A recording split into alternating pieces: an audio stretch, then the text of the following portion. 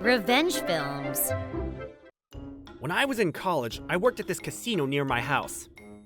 The pay was really good, but the people there weren't so nice. My boss was a dick too.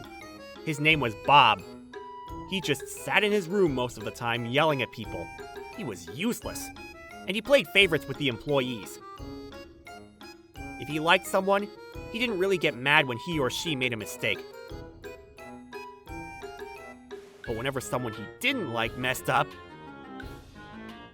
"What the hell? You useless piece of crap!" he would flip out. A lot of people sucked up to him to make the job easier, but that only made him more of an asshole. And people who didn't make it onto his list got harassed, and most of them ended up quitting. And he harassed the girls there too. He couldn't keep his pants on. He asked girls out on dates all the time. Even when the girl told him that she had a boyfriend, he just kept going on and on. Most of the girls hated him. But since he had the power to fire people, he used that to his advantage and forced girls to go out on dates with him. It was either that or get fired. And so the casino was always hiring. We were always understaffed. It was pretty tough, to be honest. The customers were always waiting in line. It was all his fault, but he always blamed us. Oh! You useless idiots! You don't deserve to work here! Get it done! Hurry up! He was such a dick. Basically, everyone hated him. Then one day, we were holding a big event at the casino. It was a pretty busy day. But as usual, all he did was sit in his room and yell at people. And the things he said to us were just ridiculous. Soon after, we just stopped responding to him. We had other things to take care of. Customers were getting impatient. Some of them even filed complaints about customer service. Again, this was all his fault. But then he started flipping out about the complaints. Now I had to listen to both the customer and my asshole boss through my earphones. My ears were ringing, so I decided to turn off my earphone for a little bit. Then he came out of his room. You! Come here! Can't you see I'm dealing with a customer? Whatever. Fine. I followed him into his office. He started yelling at me like never before. Did you hear anything I said? Huh? You got a problem with me, kid? He just went on and on like this. My ears were ringing again. I just sat there and said nothing for a while. But even I had my limits. Finally, I snapped back at him. I got customers waiting for me! I don't have time to deal with you! You got customers waiting because you're a useless piece of crap! Seriously? You're the reason we're understaffed! Thanks to you, everyone quit! Remember? I've never snapped at him like this, so he looked kind of surprised. But then, what's your problem, kid? Apologize to me! Right now! Hell no! I haven't done anything wrong! You gonna fire me? Go ahead! I was pretty sick of this place anyways! I've been thinking about quitting for a while now, so I had nothing to lose. But then... Listen, kid! He rolled up his shirt. He had a tattoo on his arm. He probably thinks that makes him look tough or something. But then I said, so what? You did that with a tattoo machine, right?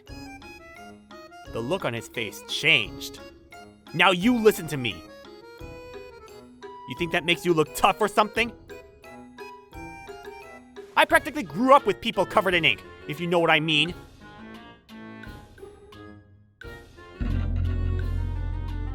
Then he started backing up.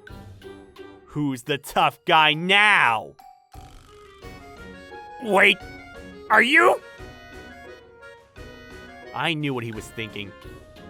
I think. Then he put his shirt back on and said, Alex, you can go home for the day. You'll still get paid for the full day. See you tomorrow. He said with a big smile on his face. Seriously? There are customers waiting in line and he's asking me to go home? What an idiot. We done here? All right, I'm going back out there then. I can't just leave like that. I've got a job to do. Then I walked right out of there. He just stood there in silence. He stopped bothering us after that. My colleagues saw me go into his office, so they asked me what happened. They knew I said something to him because after that, he stopped yelling at all of us on the intercom. I just laughed and told them that I had no idea. The idiot probably thinks that I'm connected with the mafia or something, but that wasn't the case. See, my family owned a bathhouse, and there were many customers covered in tattoos. So technically I wasn't lying or anything. Back then, I was kind of scared of their tattoos. They had scary pictures of dragons and demons and whatnot. But actually, they were really nice to me. Kid, want some milk? Here. They always bought me drinks and stuff. I became friends with them in no time. And even to this day, when I go back to visit my parents... Hey kid, you all grown up. They still talk to me. There aren't many bathhouses like that left these days. Plus, lots of places don't accept guests covered in tattoos. So, anyways, customers that come to the bathhouse are like family to us. We've all known each other for years now. My dad has many friends who work for the mafia. Hey asshole, don't piss me off. He's always messing around with the guys from the mafia. And so, I was used to seeing tattoos all the time. That's why his tattoo didn't intimidate me. I never said I was with the mafia, though. He probably just connected the dots in his head. And ever since that day, he started being really nice to me. He stopped harassing me altogether. In fact, he started helping me out whenever things got busy. Hey Alex, good work. Let me help. This guy is pathetic. My colleagues still had no idea what was going on, but ever since he started behaving, things got better at the workplace. I guess I can't quit now, for their sake. And he stopped being a dick to everyone, including the girls. The other day, when he was talking to one of the girls, I went up to him and said, "Hey, she's with me. What's going on?" Oh, is that so? I didn't know. Yeah, so what now? Then he just ran off. And I actually knew her well, so I wasn't lying or anything. But after that, he just stopped talking to the girls. I guess he was really afraid of me or something.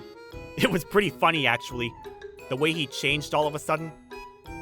But things have gotten much better at work, and he actually does stuff at work now. I guess everything worked out. Oh, and for some reason, people started calling me the Mastermind. How was today's video? If you enjoyed it, please subscribe, like, and leave a comment. Stay tuned for more.